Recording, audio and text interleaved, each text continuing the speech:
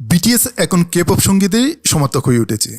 যদি কাউকে জিজ্ঞেস করা হয় আপনি কে-পপ শুনেন কিনা, তাহলে তারা উত্তর দেবে হ্যাঁ, বিটিএস। দলের 7 সদস্য জিন, জিমিং, জাংকুক, জেহোপ, আরএম, সুগা এবং বি তারা 2013 সালে ব্যান্ডটিতে যোগদান করেন এবং এটি চালু করার পর থেকে বহু বছর ধরে সঙ্গীত তৈরি করে আসছেন। বিলবোর্ড ব্রাজিল উল্লেখ করেছে যে বিটিএস এর সদস্য জাংকুক হলেন সবচেয়ে প্রতিভাবান এবং সর্বোচ্চ কে-পপ আইডলদের একজন, যার গান সমস্ত চার্টে শীর্ষে রয়েছে। সম্প্রতি তিনি 7 কান্ট্রির জন্য বিলবোর্ড গ্লোবাল 200-এ 160তম স্থান অর্জন করেছেন। তার গানটি চার্টে টানা 134 সপ্তাহ অতিক্রম করেছে, যা এশিয়ান গায়ক এবং একক শিল্পীদের গানের তালিকায় প্রথম এবং দীর্ঘতম অবস্থান। এই সমস্ত কারণে জাংকুক এমনকি কিং অব দ্য চার্টস খেতাবও অর্জন করেছেন।